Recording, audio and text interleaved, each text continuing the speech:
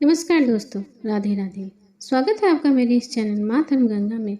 आज हम माघ महात्म के 8वें अध्याय की कथा सुनेंगे। यमदूत कहने लगा कि तुम बड़ी सुंदर वार्ता पूछी है। यद्यपि मैं पराधीन हूँ, फिर भी तुम्हें स्नेहवश अपनी बुद्धि के अनुसार बतलाता हूँ। जो प्राणी काया वाचा और मनसा से कभी दूसरों को दुख नहीं देते, वे यमलोक में नहीं जाते। हिंसा करने वाले वेद, यज्ञ, तप और दान से भी उत्तम गति को नहीं पाते। अहिंसा सबसे बड़ा धर्म है। तप और दान ऋषियों ने बताया है। जो मनुष्य जल या पृथ्वी पर रहने वाले जीवों को अपना भोजन के लिए मारते हैं, वे काल सुख नरक में पड़ते हैं और वहां अपना मांस खाते हैं और रक्त पीना पड़ता है तथा पीप की कीच में उनको कीड़े काटते हैं। हिंसक जन्मांध कान कुबड़े, लूल्हे, लंगड़े, दरिद्र और अग्निहीन होते हैं। इस कारण इस लोक तथा परलोक में सुख की इच्छा करने वाले को काया वाचा तथा मन में दूसरों का द्रोह नहीं करना चाहिए। जो हिंसा नहीं करते उनको किसी प्रकार का भय नहीं होता। जिस तरह सीधी और टेढ़ी दोनों प्रकार की बहने वाली नदियां समुद्र में मिल जाती हैं, वैसे ही सब धर्म अहिंसा में प्रवेश कर जाते हैं। ब्रह्मचारी, गृहस्थ, वानप्रस्थी तथा यति सभी अपने अपने धर्म का पालन करने और जितेंद्र रहने वाले ब्रह्मलोक को प्राप्त करते हैं। जो जलाशय आदि बनाते हैं, वो सदैव 5 यज्ञ करते हैं, वे यमपुरी में नहीं जाते। जो इंद्रियों के वशीभूत नहीं हैं, वेदवादी और नित्य ही अग्नि का पूजन करते हैं, वे स्वर्ग को जाते हैं। युद्ध भूमि में जो सूरवीर मर जाते हैं, वे सूर्य लोक को प्राप्त होते हैं। जो अनाथ स्त्री शरण में आए हुए तथा ब्राह्मण की रक्षा के लिए प्राण देते हैं, वे कभी स्वर्ग नहीं लौटते। जो मनुष्य लूल्हे, लंगड़े, वृद्ध, अनाथ तथा गरीबों का पालन करते, वो भी स्वर्ग में जाते हैं। जो मनुष्य गौओं के लिए पानी का आश्रय करते तथा कुआं, तालाब और बावड़ी बनवाते हैं, वे सदैव स्वर्ग में निवास करते हैं। जैसे जैसे जीव अपने इसमें पानी पीते हैं, वैसे वैसे उनका धर्म बढ़ता है। जल से ही मनुष्य के प्राण हैं, इसलिए जो पियाव आदि लगवाते हैं, वो अक्षय स्वर्ग को प्राप्त होते हैं। बड़े बड़े यज्ञ भी वह फल नहीं देते जो अधिक छाया वाला वृक्ष मार्ग में लगाने वाले से मिलता है। जो मनुष्य वृक्ष रोपण करता है, वो सदैव दानी और यज्ञ करने वाला होता है। जो अच्छे फल और अच्छी छाया वाले मार्ग के वृक्षों को काटता है, वो नरकगामी होता है। तुलसी का पौधा लगाने वाला सब पापों से छूट जाता है। जिस घर में तुलसी है, वह घर तीर्थ के समान है और उस घर में कभी यमदूत नहीं जाता। तुलसी के सुगंध से पितरों का चित्त आनंदित हो जाता है और वे विमान में बैठकर बैकुंठ लोक को जाते हैं। नर्मदा नदी का दर्शन, गंगा का स्नान और तुलसी दल का स्पर्श, यह सब बराबर बराबर फल देने वाला है।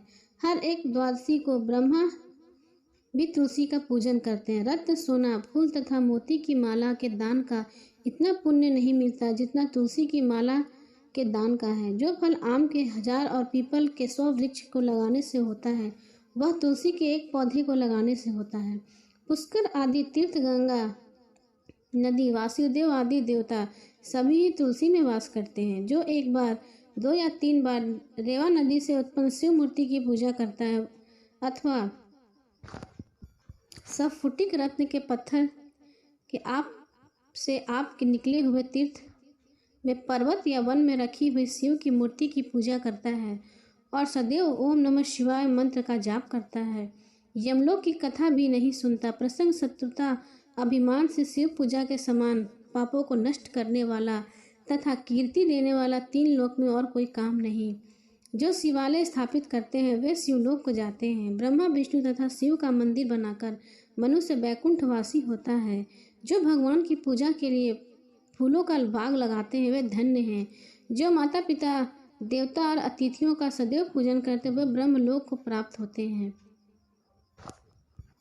माघ मास महात्म का 9वां अध्याय। यमदूत कहने लगे, मध्याह्न के समय आया अतिथि वेद पाठी को या कोई साधारण मनुष्य या पापी कोई भी हो, ब्रह्मा के समान है। जो रात्रि के थके हुए भूखे ब्राह्मण द्वार पर आए यात्रियों को अन्न जल देता है। मध्याह्न के समय जिसके घर आया हुआ अतिथि निराश होकर नहीं जाता, वह स्वर्ग को वासी होता है। अतिथि बराबर कोई धन संपत्ति तथा हित नहीं। बहुत से राजा और मुनि अतिथि सत्कार ब्रह्मलोक को प्राप्त हुए। जो एक समय आलस्य से भी अतिथि को भोजन करा दे, वे यमद्वार नहीं देखता। केसरी ध्वज से वैश्व देव ने कहा था कि जो कोई इस कर्म भूमि मृत्यु लोक से स्वर्ग लोक के जाने की इच्छा रखता है वह अन्न दान करे। दूत कहता है कि यमराज कहते हैं कि अन्न के बराबर दूसरा और कोई दान नहीं। जो गर्मियों में जल, सर्दी में ईंधन और सदैव अन्न का दान करता है वह कभी यम के दुख को नहीं उठाता। जो अपने किए हुए पापों का प्रायश्चित करता है वह नरक को नहीं जाता।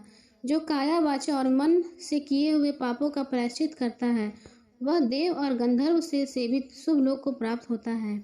जो नित्य ही व्रत, तप, तीर्थ करता है और जितेंद्र है वह भयंकर यम को नहीं देखते। नित्य धर्म करने वाला दूसरे का अन्न, भोजन और दान त्याग दे। नित्य स्नान करने से बड़े बड़े पाप नाश होकर यम को नहीं देखता।